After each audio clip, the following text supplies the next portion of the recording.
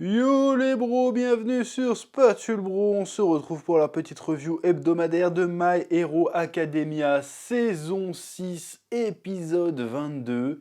On se rapproche une fois encore très rapidement de la fin de cette sixième saison qui, j'ai l'impression, gagne en regain d'intérêt ces dernières semaines, vu le nouvel arc adapté, et qui est adapté avec brio quand même, hein. Bon, l'animation n'est pas toujours au top, hein, comme d'habitude, mais l'histoire racontée, la mise en scène fait clairement le café, et c'est le cas aussi de l'épisode du jour qui est vachement sympa. Mais avant de commencer, petit instant auto-promo, Arena, tome 1 et tome 2 disponibles en librairie. Le tome 3 débarque le 16 juin.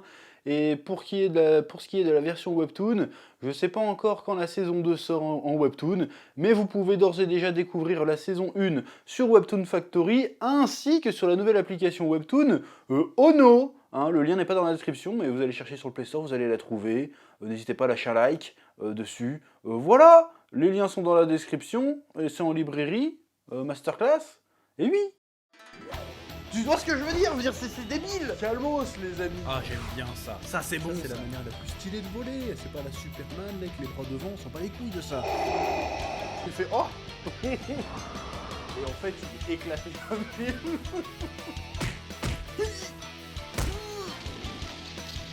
Je sais pas ce qui m'a pris là. Là j'ai craqué. Un épisode très intéressant une fois de plus, on est un peu dans cette thématique du dark Deku, hein, du chemin sombre que prend le personnage de Midoriya, hein, ce qui est un peu dramatique pour lui, parce qu'il était censé, à la base, son inspiration c'était All Might, hein, il voulait être le symptôme, je veux dire. Il voulait être le symbole de la paix et toujours garder le sourire et apporter du réconfort et de la joie dans le cœur des gens, même dans les temps sombres. Mais le fait est que ces temps sombres sont en train de le bouffer, hein. Alors certes, il reste incroyablement héroïque, genre il ne fléchit pas, il ne faiblit pas, il ne renie pas ses valeurs ou quoi que ce soit, mais il le fait, il est en train de se tuer un peu à la tâche, c'est-à-dire que le gars, il est en guenille tout le temps, il est la cible d'assassins, il sauve les gens, et le gars devient tellement hardcore dans sa quête de sauver le maximum de gens, que même les gens commencent à le fuir en disant oh, c'est quoi cette apparence, c'est quoi tous ces pouvoirs, c'est un brainless, c'est un mec qui bosse avec All for One, qu'est-ce que c'est? Donc en fait, en faisant son devoir de héros, alors que d'autres raccrochent les gants, on le voit dans l'épisode, il y en a un, j'ai oublié son nom, c'est un des héros qu'on voit dans le premier épisode, avec des trucs de chantier, j'ai oublié comment il s'appelle, et qui bossait un peu avec la géante, là j'ai oublié son nom aussi, putain j'en ai marre d'oublier les noms, qui a raccroché les gants parce que ça devenait trop dur de se faire insulter tout le temps, il a raccroché les gants, tu vois, enfin il a raccroché le costume pour le coup, alors que Midoriya il est même pas au héros officiellement, mais non, il prend ses couilles et puis il fait ce qu'il doit faire, il sauve des gens, il sauve même des vilains, et donc en faisant ça, en accomplissant son devoir, et même s'il s'est insulté, il s'en bat les couilles, il continue, et ben en fait il est quelque part en train un peu de se perdre.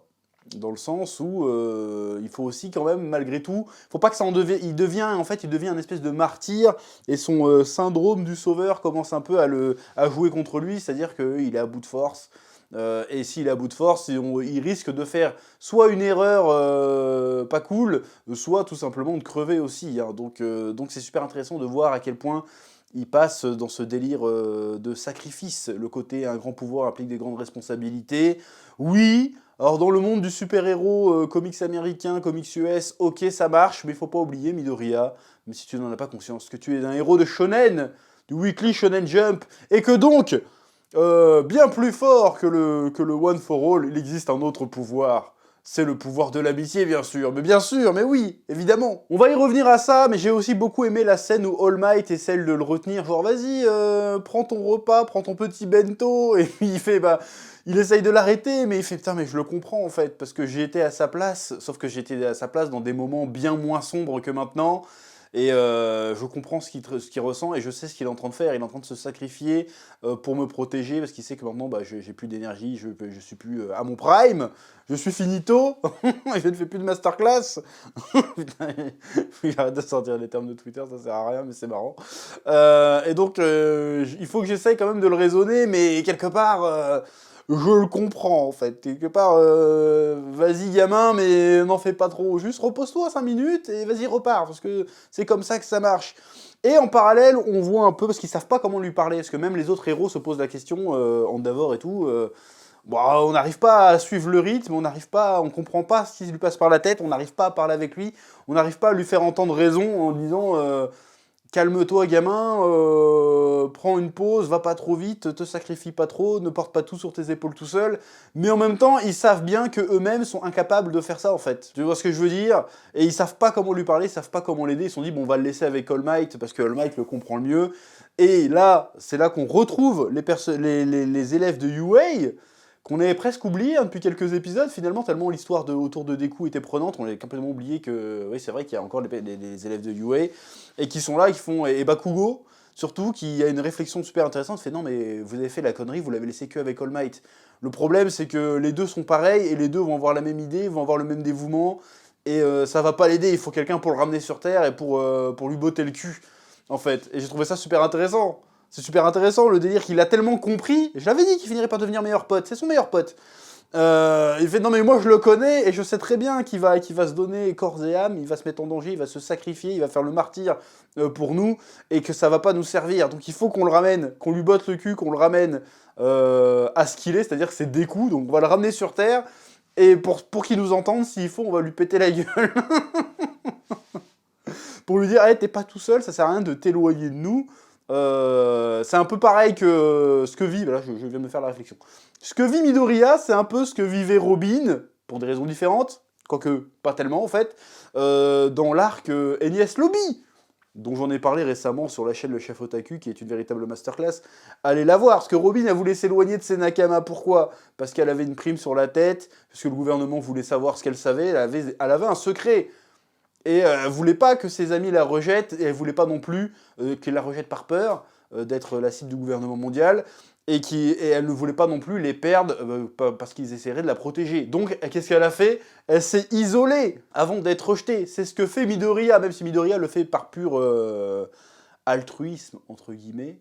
On est un peu dans le même délire. Et ses amis font non, si t'as des ennemis, c'est nos ennemis, parce que on est plus que des Nakama. On est plus que des élèves de la même classe. On est une famille. Là, il fallait imaginer la voix de Dominique Toretto, mais... Donc je trouve le message cool, ça fait que l'héroïsme, c'est bien, mais ça sert à rien, finalement, d'être un martyr. Faut pas te sacrifier inutilement pour les autres, il faut aussi être capable de partager ton fardeau. Voilà. Et je trouve ça super intéressant, et ça, encore une fois, ça rajoute une dimension supplémentaire au côté super-héroïque, et ça le fond parfaitement avec le délire plus traditionnel du shonen neketsuesque. Parce que le pouvoir de l'amitié, en quelque sorte, c'est un peu un classique, c'est un peu une tradition, mais jusqu'à présent, ça avait été un petit peu mis de côté dans My Hero Academia, et comment c'est amené, alors il y en a qui pourraient lever les yeux en disant « Oh, le pouvoir de l'amitié », mais là, comment c'est amené, c'est cool, genre en fait, tu n'es plus seul, tu n'as plus à garder ce secret pour toi, on va t'aider, quoi qu'il arrive. Et si jamais ça tourne mal, eh ben c'est pas grave, c'est notre choix de t'aider et de partager le fardeau que tu portes. Je trouve ça encore une fois super intéressant et je suis très curieux parce que l'épisode se termine sur quoi? Sur Midoriya qui fait non, je viendrai pas avec vous, barrez-vous sinon je vous tape. Et ils font genre vas-y viens, on t'attend. Là va y avoir une scène très très stylée. Voilà, j'espère en tout cas qu'elle va être très stylée parce que là ça sent la dinguerie. Surtout que là Midoriya n'a jamais été aussi puissant. Donc comment ils vont réussir à le gérer? Est-ce que ça va être à coup de talk le jutsu ou est-ce qu'ils vont lui mettre une vraie raclée? Bon, après là il est fatigué, hein, donc est-ce qu'ils vont lui mettre une vraie rouste? Moi j'aimerais bien qu'ils lui mettent une vraie rouste. Ce serait cool. Oui. Parce que là, en fait, on peut aussi faire un autre parallèle avec un autre manga célèbre. On peut faire un parallèle avec Naruto Sasuke. Hein. Sauf que là, ça va être... Est-ce que Naruto va... c'est ça, en plus, ce qui est génial. Parce qu'au début de My Hero Academia, on disait « Ouais, c'est piqué sur Naruto » parce qu'il y avait une rivalité entre Deku, qui était un peu le minable, et le génie, qui était Bakugo. Sauf que là, le rôle est inversé. C'est que Sasuke, ce n'est plus Bakugo. Sasuke, c'est Midoriya, et Naruto, c'est Bakugo. C'est génial. Donc là, il va réussir à le rattraper et il va pas être gentil. Il va certainement lui mettre une grosse branlée dans sa gueule et fait maintenant tu rentres au village de Konoha où ça va mal se terminer.